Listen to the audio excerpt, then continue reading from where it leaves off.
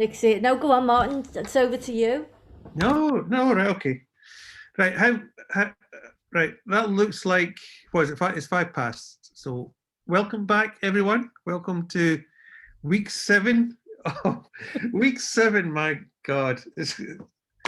We're more than halfway through, people, of the Screen Life Accelerator. And as Joe was just saying, the nights are nights are drawing out. Still can't get a haircut. But, you know, the news is today that at some point, oh, look at that. Chris has done his own. That's very exciting. My wife Karen did it. Oh, well, just a quick you're a lucky pause. man. You're a lucky man to have such an understanding wife to cut your hair. But we've had news today about the unfurling of the lockdown, and we will all be able to get a haircut at some point in April. But before that, we've got some films to make and things to discuss. So we've got lots to get through tonight, including some news about what to do late. I will talk to you a little bit later on about accessing funds for your proof of concept, and in the second half we'll have another highlight from Nick Connor as well. But in the first half we have Shaun, who's joining us from Oslo. Shaun, yes, hi. It's very great to see you, Shaun. Shaun, who was behind the Dead of Night Bazelev series, which hopefully many of you will have been able to see. And we have him, as we usually have in the first half for our masterclass, an hour or so with Shaun and some questions. And I'll let you enjoy Shaun. Over to you. Over to Oslo. Yes, thank you. It's like Eurovision, over to the Oslo office. Yeah, so my name's Shaun Higton. I'm a director and co-writer of the Dead of Night series. We've made 2 seasons now. I actually co-write it with my brother, and so that's interesting and fun. Yeah, I'm not really, before I started with Dead at Night, I've never done any kind of screen life or anything like that. So for me, it was totally new. I had to just kind of learn everything over. I just had to learn this entire film language from scratch. I think somebody's cooking in the kitchen, I believe. Sounds like.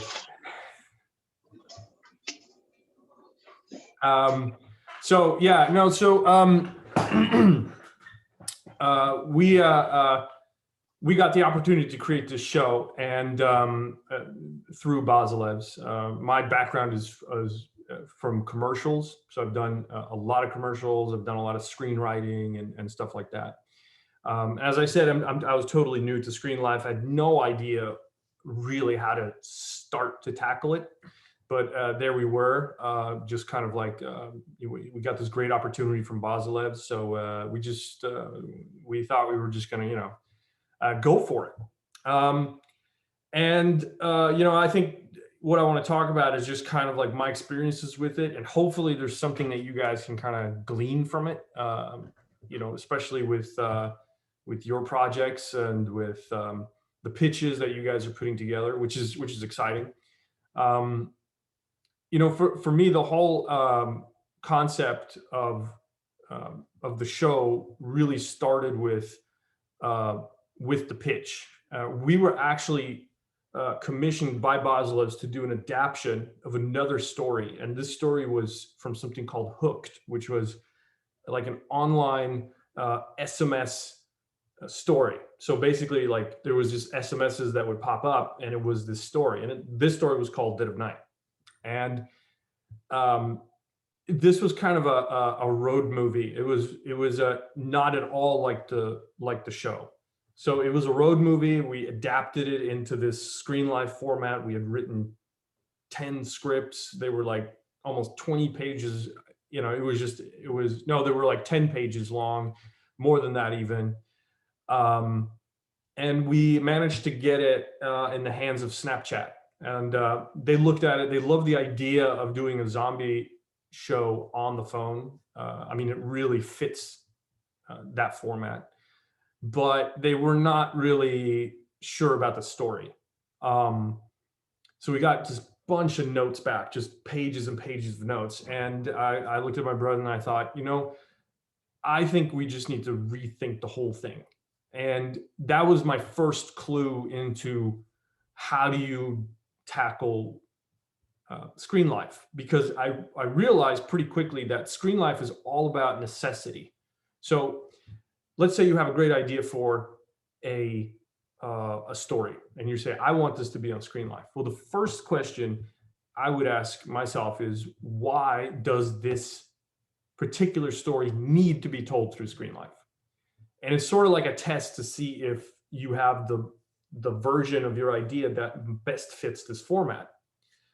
And I asked myself that question with the pitch that we were going to send to Snapchat. And what we came up with was the pitch that you see, or the story that you see on Snapchat today, which is basically a girl who's trapped in a quarantine zone and all she has is her phone. And to me, that makes sense, because it's like, okay, it's a necessity for her to have the phone. It's a necessity for her to use that phone in that situation that she's in.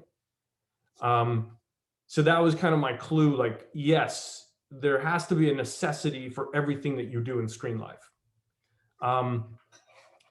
Because if not, you're kind of, it becomes very quickly a gimmick.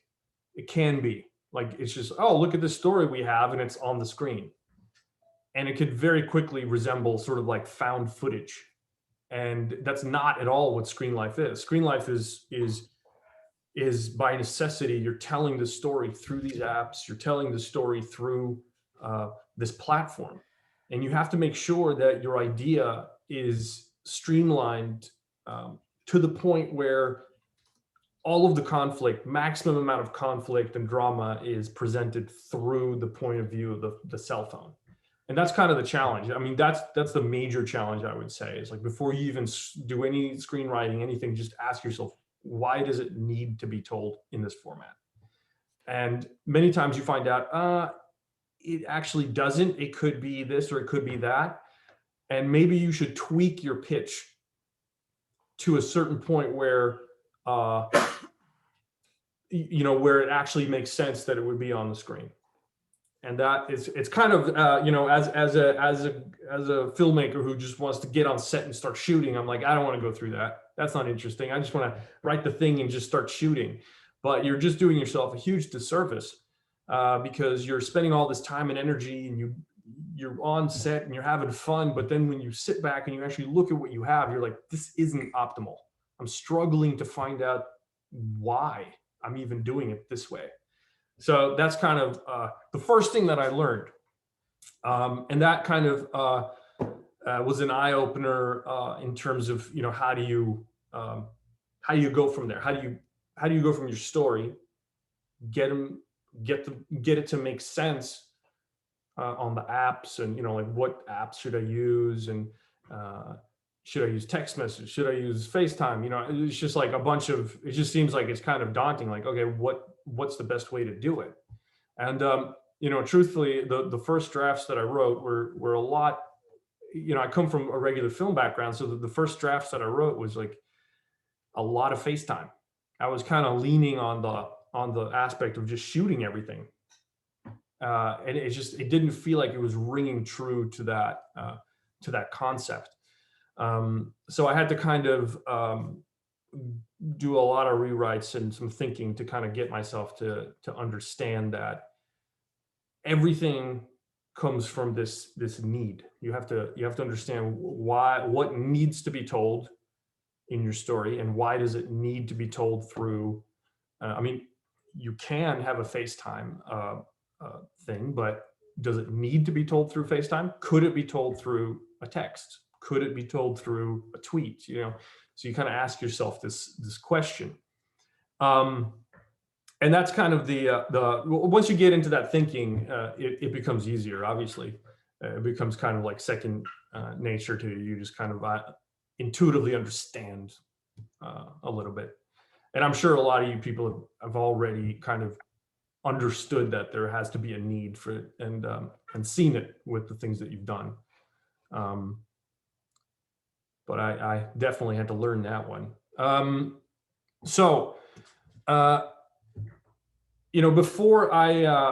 Before I even started writing, because it's like we're showing this, whole idea is the thing that inspired me the most about this show was, I'm not a huge zombie fan, which is weird, I know, since I made 2 seasons of a zombie show, but I think it's interesting, but I thought there was other more interesting aspects of it. And I really wanted to find out, like, what would a catastrophe, or, what would this, like the Syrian civil war look like if you were in Syria at the time of the outbreak, seeing it through your phone.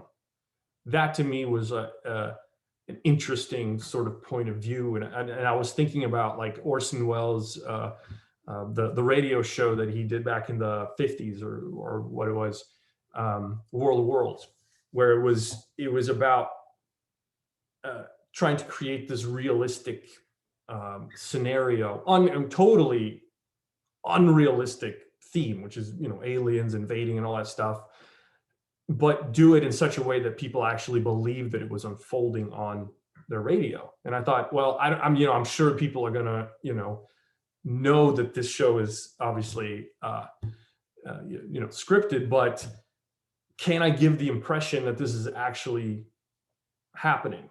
And how would that unfold realistically? Would there be, so before I even got to the script writing phase, I was thinking about these things, and I was trying to come up with a bunch of ideas that I thought would be telling, interesting, to kind of build this world. Because I started to realize, screen life is essentially just a bunch of small windows that you can look into different parts. You just see a little sliver of life from different aspects. And that's kind of the interesting story aspect that I think that I really liked about Screen Life was, okay, so I can use stock footage. Obviously as a filmmaker, I'm like, ugh, scoff at stock footage. I can't do that. I mean, I have to, be an artist and make everything myself. But here was an opportunity that this is different, because I'm not just taking stock footage and passing it off as my footage. I'm taking stock footage and I'm making it a window into another aspect of this world that I'm trying to build. So before I even got to the script writing phase, I was trying to just plot out the major movements of the entire story. And we were doing, it was 10 episodes, and I wasn't sure how long they would be. We were thinking about 5 to 10 minutes. It eventually got down to 5 minutes because it's Snapchat, and people have the attention span of flies on Snapchat. So there's like, it's not gonna be like 15-minute, 10-minute show. Anyway, so a good tip is try to plot out your entire story first. Don't even think about like what apps. At that point, it's not even necessary. But what's necessary is to understand what your character is going through and the major turning points that your character has to go. And along the way, so you go from your log line, you go from your sort of your central pitch, then you go to writing sort of this beat sheet of major turning points. And in there, you'll get a bunch of ideas. You're like, oh, that's cool. Maybe I can have this scene or this scene or this scene, and you start writing those things down. But it really helps to do this exercise first before you get into the script phase, because it informs that and makes it easier. So you do that. You start your script phase, and I'm sure you guys have had a bunch of. I'm sure you've written a bunch of scripts during these weeks and everything. But I had to learn. I had to learn all this. The first scripts I wrote were pretty confusing. I had no idea how to sort of how would I format this thing to make it, to to make other people understand what it is that I'm, how do you write a message or a text or something? So I found a way to do it. And I think everyone kind of does it their own way.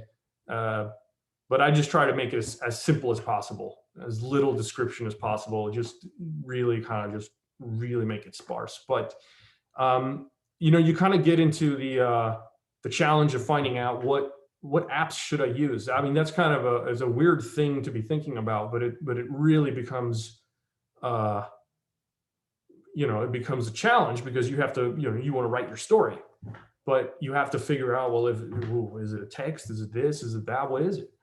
And again, I came back to sort of my rule of thumb, which is like, what does it need? What does a story need to be able to progress? And I'm always trying to be, I think great storytelling is about economy. It's about being efficient. It's about trying to be simple. And through that simplicity, you can get drama, you can get conflict.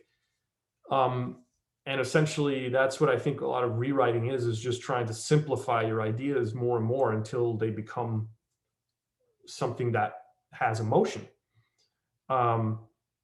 But it was, the rule of thumb was what does it need? What does it need? I think a great case study for that, and I've, for the other times I've talked about this, I bring up episode 1 from season 1, and I don't know if you've seen it, but that to me was the first episode that I sort of cracked the code for myself. Like, what is this show?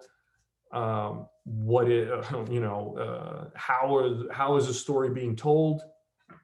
And it took me a long time. That was the episode. I think I spent a few months on that during the entire course of the animatic phase and then eventually the final editing phase. But that was the episode I kept going back again and again and again. I couldn't, that was the one that I spent the absolute most time on. But what I discovered was this necessity, this rule of necessity. So for instance, episode 1 is really about, it's the most important episode because you're establishing the main character, you're establishing the tone of the show, you're establishing the world, and you're also kind of teaching people, the audience, what is this particular show? What is screen life, and how is this show going to be enjoyed, essentially? So there's a lot of things you have to kind of deal with, at least for this show. The interesting thing was, I found out through a lot of trial and error, especially through the animatic phase, that if I could try to use these, like, I would inherently find out what each app was really good at doing. Like FaceTime is obviously really good at showing someone an immediate situation, and it's more like real, like normal, regular traditional film. But these other apps could also be used to create drama, intrigue, suspense, but also the sense of pace. Things move really quickly in the show, and that's partially due to Snapchat being a show where you have to grab the audience within 3 seconds. Otherwise, they're going to click to the next thing. So that's always that's the challenge there. But for instance, I found out that, if I want to establish a character quickly, I could do that. And in a specific, scene in episode 1 was, we would have suddenly the FaceTime would call, almost like a jump scare. It would just, boom, come in, and you would see, and this was right after the person on the phone had seen a scary video, which was our hook into the show. And then boom, it calls, someone calls, it says, Chris Delaney, and there's a heart implying that there's some sort of, love story there. You see her in that moment, you're reacting, she jump scares, reacting to the video she just saw, plus she's looking at the phone. We understand that she's the main character. We connect with her, and then she also looks at the phone and says, no, I'm going to cancel this call. I'm not going to pick it up. So just in that little moment, there's so much stuff happening at the same time, but you kind of catch it all. It's kind of presented to you in a way. And that was a clue. That was a way to figure out how you can create like the traditional jump scare that you're used to in sort of the horror films, suspense films, how you can translate that into screen life. That was one sort of key. And then going from that episode, through that episode, it's, the arc of that episode is basically establishing the world that you're going to be in. We know that we're in Houston. We've seen the map on Snapchat. We know that there's a girl who is holding the phone. And now we see her talking to her friends very briefly. More videos come in showing different weird zombie stuff happening. Some was like stock footage that we had manipulated. Other things were things that we shot. And it kind of escalates, going faster and faster and faster until you come to the end where there's a FaceTime call, and that's where you see, her friend get basically eaten by a zombie. And all of these story moments, all these apps came from this rule of thumb, which is what needs to be told, how and what needs to be there. And when you think about it logically, it's like, yes, you could have shown a lot of that stuff in FaceTime, but you only really need it at the end. You only need to show that final attack, which is going to propel you into the rest of the show. So thinking like that really helped, and then that informed the rest of all the episodes. But that's kind of, for me, that's an interesting thing to think about even now, because it's just kind of that story economy. I'm kind of a nerd when it comes to story and structure, and story economy is something that gets me excited, and it probably gets no one else excited, but to me, that's something very interesting. Yeah, I'll leave that. But it's just, there's just like the sense of satisfaction when you can cut out all the fluff and just get to the point and still have your story being told, but in the least abrasive, the most sort of smooth way possible. That's what you really want to be striving for, I think, and especially with screen life. On story in general, I would say that, and I don't know, you guys are probably talking about structure and stuff, but traditional rules of drama very much apply to screen life. It's the same sort of way we always perceive story. And I really believe that screen life works best when you hit all those major beats. I don't want to get into the story structure, but just as a thought, don't neglect sort of the traditional rules of drama, and really trying to get as much conflict, as much opposing wills and opposing points of view between your characters as possible. Because that drama could carry over even into just texts. Like, you can get wrapped up, and I never thought it would be, I thought it would be boring to read a text, but it's extremely interesting. And that's kind of one of the strengths of screen life, is that if you do your story work right, and you get your characters to be as clear as possible, and you get that conflict sort of to a point, you can get your texts to be extremely interesting. And then you go back again to the need. You don't need to have the big explosion. You don't need to have the big shot. If you can't afford it or whatever, you can, if you do the job right when it comes to the drama, then you can get the texts to be just as exciting and just as emotional. And that's a really kind of, I feel it is at the heart of screen life, is getting it to that point. So we spent a lot of time on the script phase. For for anybody who wants to work, especially with companies like Snapchat and stuff like that. It's great. It really is.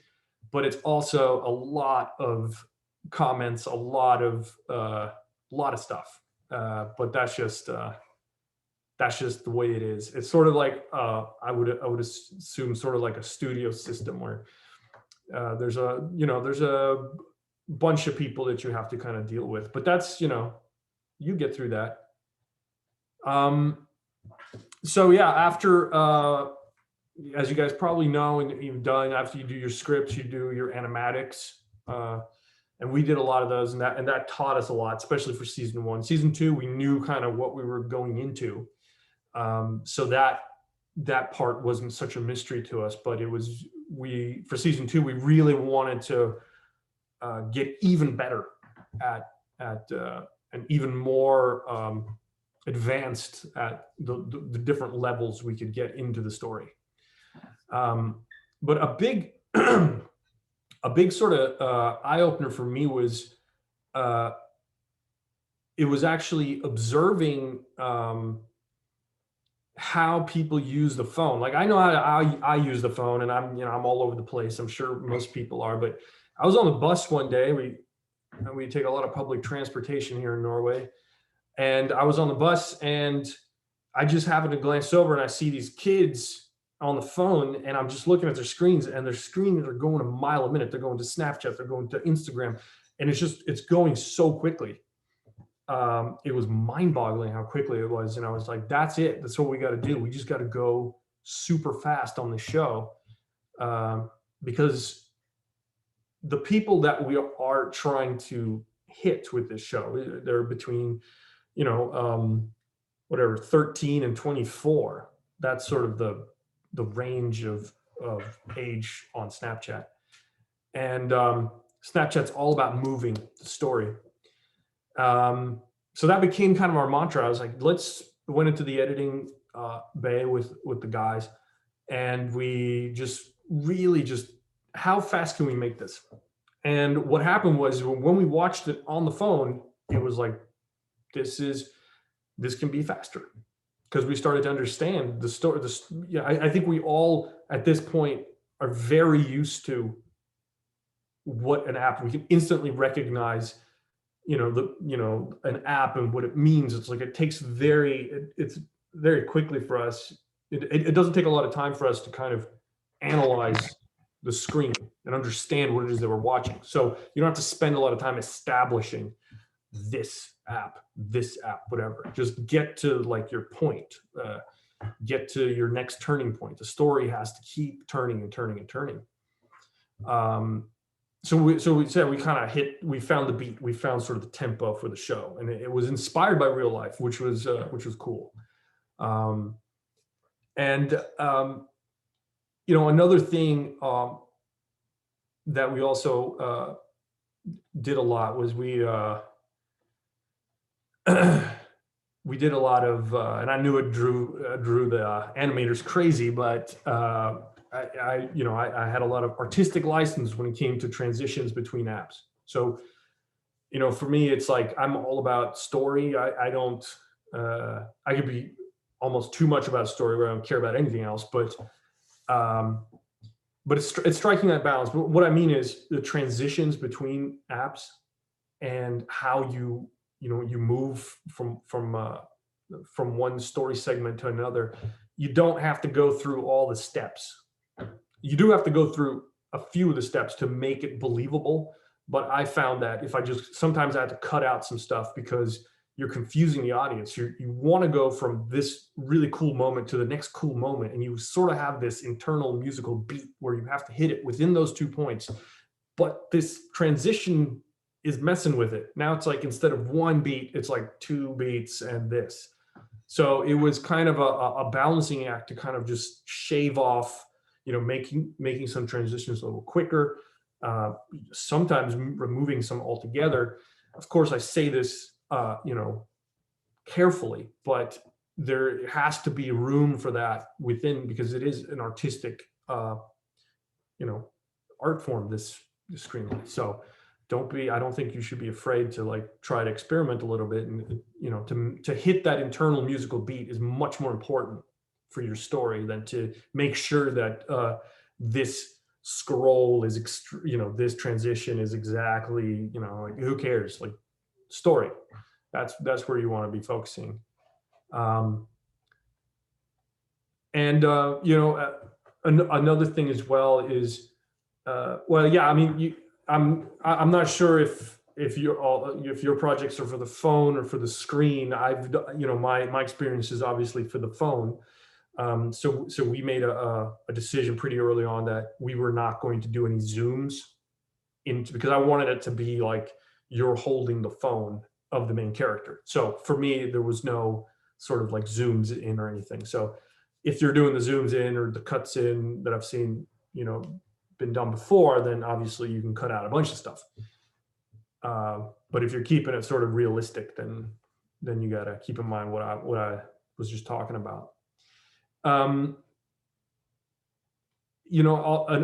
thing we used heavily was stock footage, and it really depends on your right. Some screen live things are stories, movies, or just two people talking, so you don't really need a lot of stock footage. I'm trying to do with this show, like, we were doing a lot of world building, and we were never going to see sort of like the establishing crane shot or the anything that you would see in a normal movie.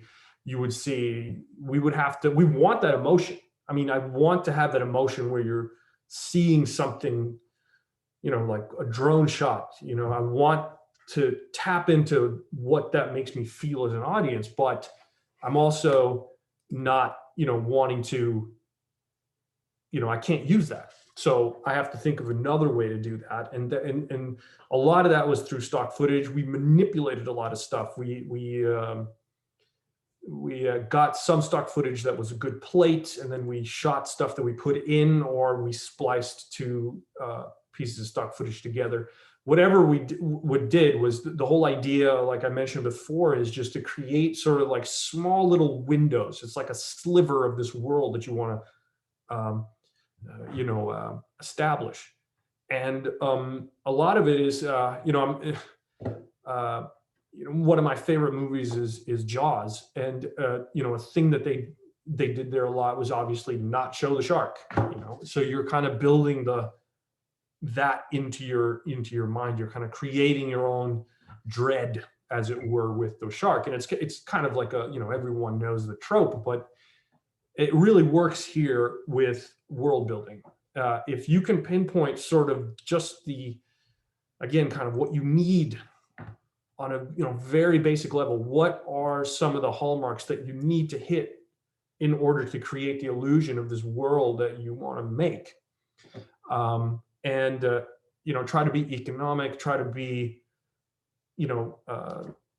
as pointed as you can.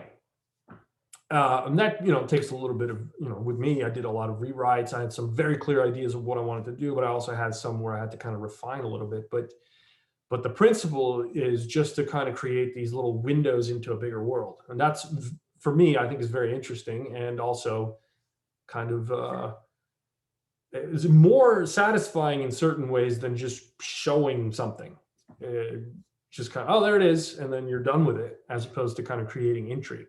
And I think that's a big part of the show, is that you're allowed to sort of, as quickly as it goes, you're still allowed to sort of create some of that world in your own mind as an audience. And that's something to be mindful of. Another thing that was a big challenge for me was shooting in 9:16, which was completely the opposite of everything that I think in widescreen. Obviously, doing commercials and other, traditional projects, it's kind of you're flipping everything literally on its side. But a thing that I found out is my locations. Everything boils down to locations, and with a show that moves so quickly, you really want to be clear about what you're showing on the screen. Everything on the screen should be as pointed and as specific as you can make it. because you're only showing it for such a small amount of time. You want to make sure that everyone's understanding where you are at each point. So for me, a big thing was trying to find locations that would instantly sell where I am, but you're not showing the entire screen, you're only showing this. So I only have sort of the headspace to really work with. So for me, it was all about like roofs or ceilings rather. You know, can I find an interesting ceiling, something that tells me where I am when I see the person's face? And that's kind of, it's a weird thing to think about, but I think it's definitely something you should be thinking about. And also how to frame is kind of important. You know, a lot of, let me demonstrate, a lot of the inclination for photographers is to shoot everything up here, sort of down, because it's like, oh, then I can see everything behind me. But no one walks around like this. Everyone walks around basically here. You could probably cheat a couple of moves over here, but you kind of have to find that happy medium where you're kind of still within that realism. So it's like finding that balance between realism and how do you tell a story. So that's something to, and that's kind of, you know, there's no right or wrong for that, except that it has to feel like part of your show. And that's where your personal tastes come in and you know, your own style. Just don't do this because it's going to look like you're kind of walking with your phone out here. You want it to look, you know, natural and a little bit messy, at least for this sort of, if you're ever doing any phone call type stuff. So anyways, all these things went into the planning, you know, did my storyboards, found my locations, and through, you know, just numerous amounts of rounds and rounds of editing, and also rounds and rounds of, I was writing and editing at the same time, which was not ideal, but that's the way it kind of worked out. So it's just a bunch of revisions, and I do a lot of revisions. The only way I get to anything that I think is good is just by doing it over and over and over again until I finally get to that pristine, pointed conflict. So don't feel bad about going rounds. There's no such thing as going too many rounds. So, you know, you've done all your pre-production stuff, and, you know, we did all that stuff. And then, you know, it's the fun stuff. You finally get to the fun stuff, which is you're on set and you're shooting. And for anyone who's been on set before, it's all about compromise. It's all about, like, you know, what is it? I think it's Fincher who said something like, you know, you only know directing when the sun's going down, you have 5 shots, but you're only going to get 2. And what do you do then? And that's definitely true. And, but you kind of fall back on all the prep work you've done because you inherently understand the need. Why do I need this shot? So that when the inevitable happens and you don't get to have that shot, then you get to improvise and you get to find out an alternative that fills that need that you know that your story absolutely positively needs. And, you know, as you know, anything can happen on set. I mean, last year, we actually had to shut down production for a day because we had a drive-by shooting. We were shooting in Georgia, and we just hear like pop, pop, pop, and up the street, you know, 100 meters up the street, I see a car just firing guns, you know, out of it was insane. But a good thing I knew what I needed. Hopefully none of you have to experience that, but we got there the next day and we got it done.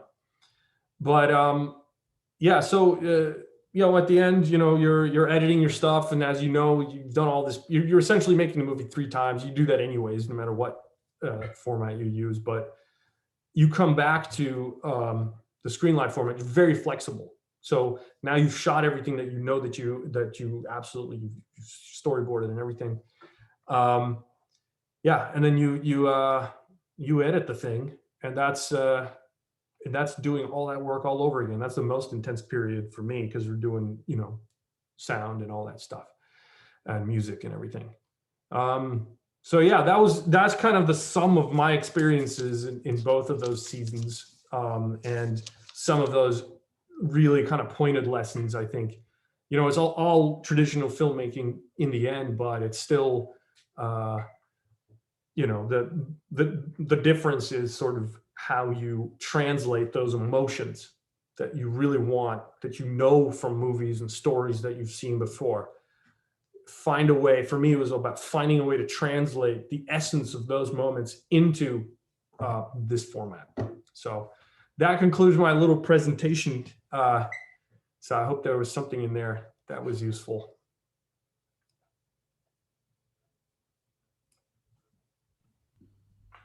Thank you very much, Oslo. Yes, thank you. That was great, Shaun. Absolutely brilliant. I'm sure there are lots of questions. Yeah, fire away. I like questions better.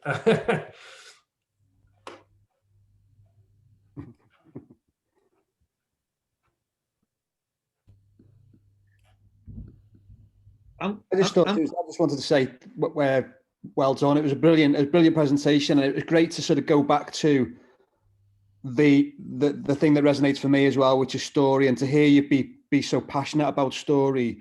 We've been focusing very much on form. I know Nick Connor has done lots of great stuff on story as well, so I'm not dismissing that at all. But I think we've all been thinking about form and getting nervous and anxious about form, and it's great to be reminded of how important it is to go back to story and see how that story can be told through screen life as opposed to vice versa or whatever. So yeah, that was encouraging. Thank you. Yeah. No, I think story is extremely important. I think for me, it's like I'm almost at the point where I don't care. I don't care what just the story. Does it work? Is it good?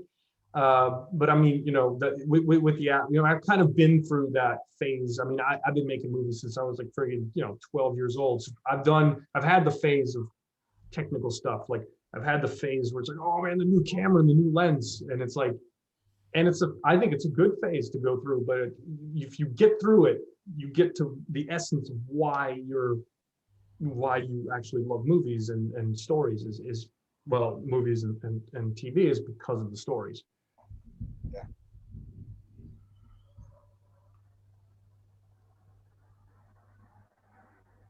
Hi there. Fire away. Hi there.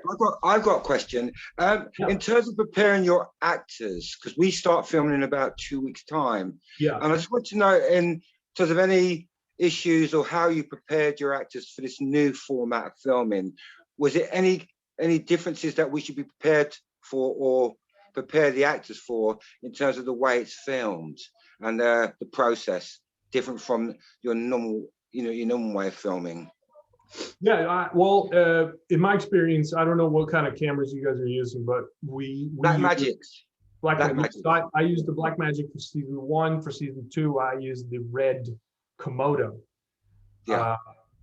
Which also I thought filmically I really liked. But you guys probably have a DP as well, right? Yeah. Yeah, and he's doing the operating. Right. No, what I did was for the first season, it was kind of I'd never done it before. It was kind of trial by fire. It was this weird thing, but we did some again, like when you're on a budget and you're out there and you have a deadline, you just have to kind of cram everything and get it in. And we did some very sort of rudimentary tests, just kind of holding the camera just so they get used to it. Okay. But it's essentially just for them to kind of wrap their heads around it. I would just kind of like assume that the first couple of takes, you kind of like the first day, if you have a choice, make it a light day, if possible, just to kind of get everyone up to speed. I don't know how many days you're shooting, but don't do the big action choreographed stuff on day 1. But no, I think they're probably just, it's, they know how to hold a phone. So, I mean, it shouldn't be a problem. And it's really about communication and just seeing what's natural and just kind of, it's supposed to be fun. Just get into it. Don't worry about it. And no pre-rehearsals before you started giving them any exercises or anything like that? No, I didn't. I think we talked mostly about character and about what was important and kind of like, you know, gearing them in on the concept. I mean, for season 1, it was like just explaining to them what it is that it's going to be, showing an animatic, doing the whole, you know, the regular directing thing that you do. I think they'll probably get into it real quick, and they probably think it's fun, honestly. Okay. Yeah. Thank you very much. Yeah, no Very worries. helpful. Yeah, hopefully. Yeah. Speaking of directing actors, Shaun, Yeah. had for Dead of Night or maybe a project, sort of experiences of doing this during lockdown? Oh yeah. Well, I shot this last year during lockdown in Georgia. So what's the sort of differences with working remotely in that? Well, no, yeah, no. So this was kind of interesting because we were actually able to. Luckily, I have 2 passports. I'm like Jason Bourne. I can just like flip around and, you know, go places. But no, we actually were able to fly to Georgia and shoot on set. This was earlier well, it was during August, September. So that was just regular COVID, getting tested and all that stuff. I did do some remote things for some reshoots for the show later with another actor. So that's my only sort of foray into remote shooting. But you know what? It just takes a little bit longer because you're kind of not just. I don't know if you guys have set. Are they operating their own camera in that instance? Is it like a computer screen? Yeah. Yeah. It just takes a little bit longer. It's just, and you probably have to exercise your, you know, directing and explaining skills, like a little to your left and move this, you know, just try to get it right. But I don't know. Like, I think it's that not that much different. It's just if you're doing something complicated, it probably takes a little bit longer just to explain it.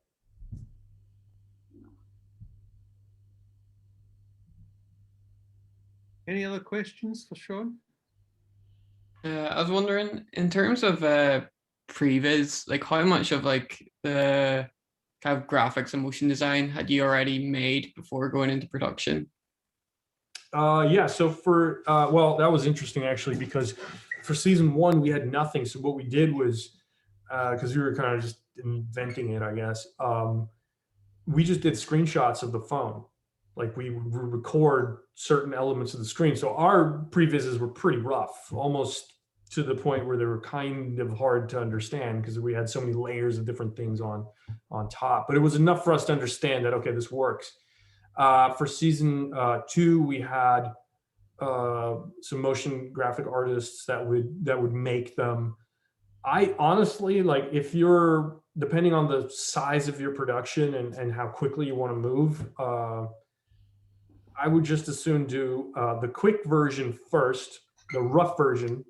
That way, you know your story's being told. And once you have that and you're pretty confident with it and you start putting in your shot elements, then I would start revising. But I would just honestly just wait until the very last moment to finalize it, until you actually know what you have. And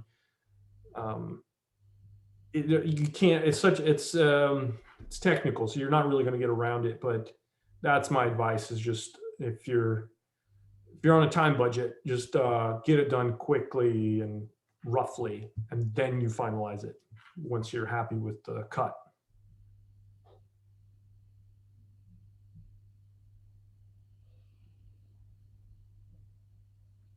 Any others?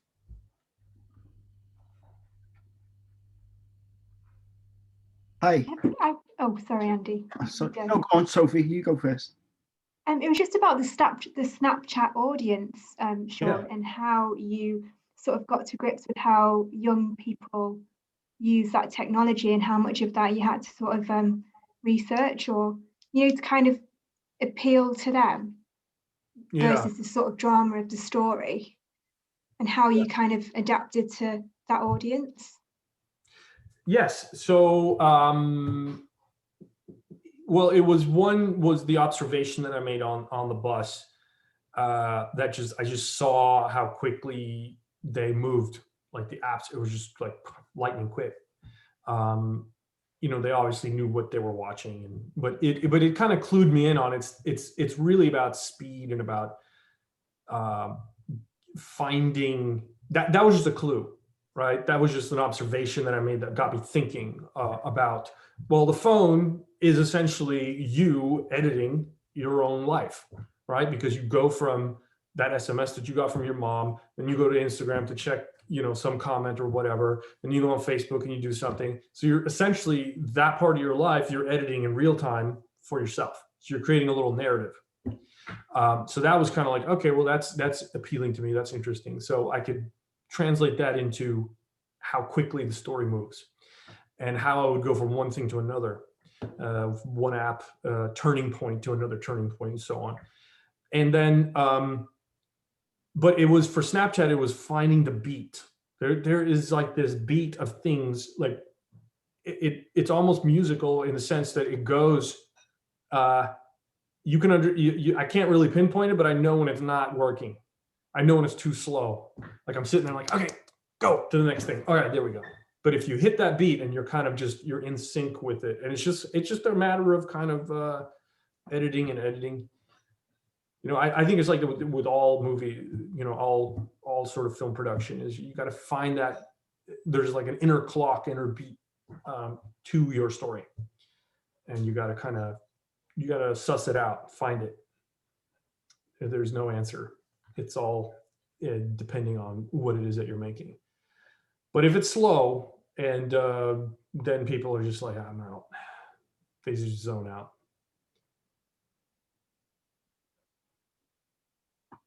Hi, Shaun. Hi there. Thanks very much for your presentation. I loved it. In terms of adding to what Sophie's just been saying there about Snapchat, and you were mentioning earlier about transitioning from one app to the other, and I'm guessing in the process of doing my own kind of previs at the moment, I'm finding that the format can be quite forgiving when it comes to jump cutting in the edit.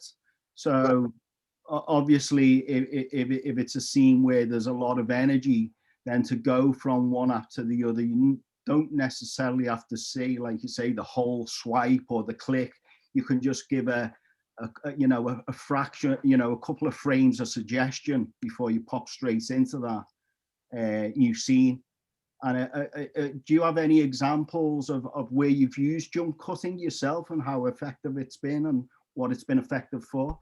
Well, I think I wouldn't do a literal jump cut, but I would definitely have a transition or part of the transitions. I think like a big thing that we did on the show was we did a lot of that carousel transition. You know, when you double click on the button and you can carousel your way through the different apps.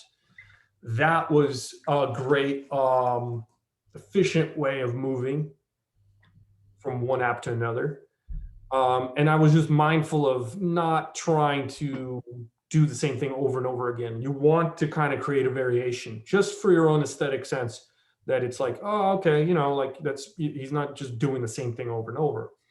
But I would say sometimes it's like a lot of the issues that we would, or, you know, things that we'd run into would be like, oh, you go into Twitter and I want to go into a certain page. I want to go into, I want to go straight to the search page, or I want to go straight, you know, I would do sometimes I would do that instead of going to, I think a big rule of, you know, a rule of thumb there is like, if you have to go to a certain transition that takes you out of the story, if it falsely presents you with, if the audience is confused thinking, am I supposed to read that or not? Then you probably want to find a smoother way to get to that. I'm not saying you can go, we did go to sort of the main apps, you know, we went out of the app and then we clicked on a new app. But that was like a roadmap to understand that this character is making a choice. Oh, the character is going from Snapchat. She's not going to go to her Google map to punch in something. But I don't know if that makes sense, but for me, it was just, if I got kind of like disturbed by an element that I thought implied that I had to read it and understand it, I would try to find a way to go around it. Thank you. Yeah.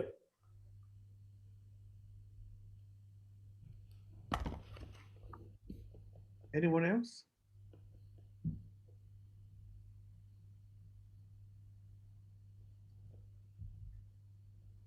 Well, thank you, Shaun. Can I ask another question about Snapchat?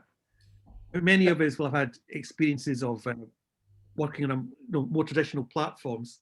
I just wonder if you could say a little bit about the journey of development with Snapchat and how the project ended up on Snapchat, and what were the kind of issues involved in dealing with them, and then creating a series for Snapchat.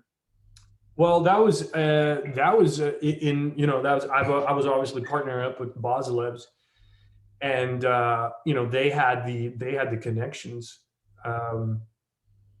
but it started as a project because we'd worked previously on other things, and then this project came up, and they were like, "What do you guys think? You guys want to do something with this?" And we were like, "Yeah, that sounds cool. It sounds interesting." And we were trying to adapt this story that was just all wrong for this show. It worked. It was more of a novel. It was kind of like, it was meandering a little bit like a novel. So I mean, our contribution to it was that we, my brother and I, that we sort of streamlined the concept and the log line to what it is now. And that's in the end what they really wanted.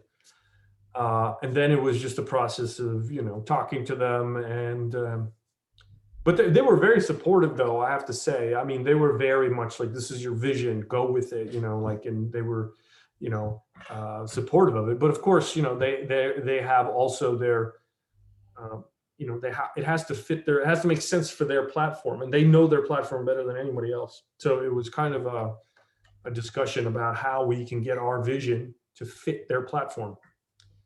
But it was, in the end, it was just kind of the good idea, and it's just a pitch, really. I mean, the connection was through Bazelev. So you have to ask them, but I think they just, they were just pitching. Thanks. Do we have any other questions for Shaun? Yeah, Shaun, would you like me to send you some nails for that notice board? Oh yeah. This is an artistic choice. Okay, that's I'm fine. glad I'm glad that was the focal point of everything that I said. Now I know that I really riveted. Well, you can't say I didn't notice you. Yes. No, it's fine. It's we took it down. We have other stuff on the wall.